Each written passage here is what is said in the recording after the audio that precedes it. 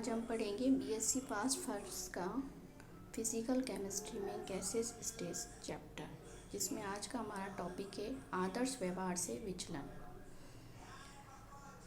Boil के नियम के अनुसार ताप के सभी मानों एवं निश्चित ताप पर गैस के ताप तथा आयतन का गुणनफल = PV इज कांस्टेंट होना चाहिए।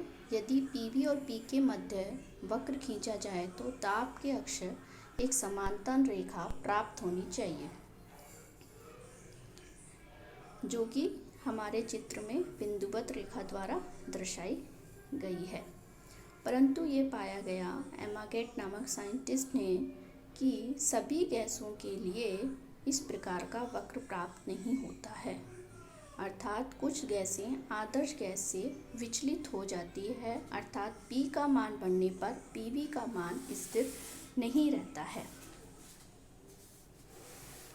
जैसा कि इस चित्र में दर्शाया गया है, हाइड्रोजन और हीलियम गैसों के लिए PV का मान P के बढ़ने पर बढ़ता है तथा कार्बन डाइऑक्साइड, नाइट्रोजन तथा मीथेन गैसों के लिए PV का मान P के बढ़ने के साथ पहले कम होता है तथा न्यूनतम पर पहुंचकर वापस बढ़ता है।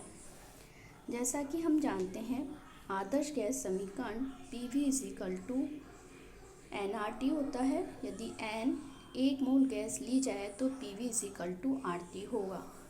PV और RT के मध्य यदि संबंध देखा जाए तो PV RT = 1, यह है आदर्श गैसों के लिए Z का मान 1 होना चाहिए। आदर्श गैसों के लिए संपीड़नता गुणांक का मान 1 होना चाहिए, जो ताप तथा दाब पर निर्भर नहीं करता है। लेकिन वास्तविक गैसों के लिए Z का मान ताप तथा दाब दोनों पर निर्भर करता है, अतः संपीड़नता गुणांक के इकाई मान से यह मान विचलित हो जाता है।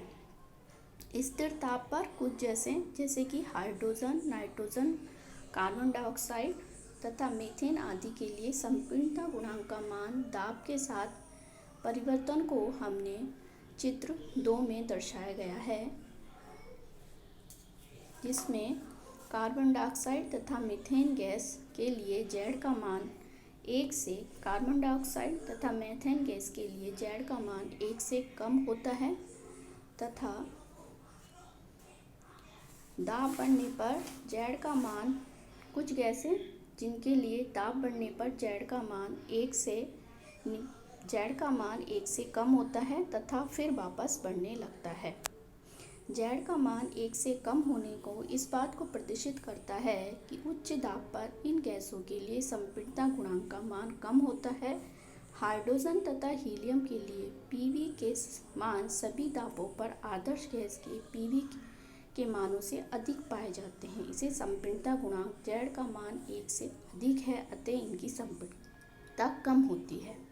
ऐसी गैसें जिनके लिए Z का मान कम होता है आसानी से द्रवित हो जाती हैं, अतः CO2 गैस N2 तथा CH4 गैस की तुलना में आसानी से लिक्विफाइड यानी कि द्रवित हो जाती है। लेकिन हाइड्रोजन तथा हीलियम गैसों के लिए यह डीपनेस कम होती है, अतः यह गैस साधारण ताप पर आसानी से द्रवित नहीं होती हैं।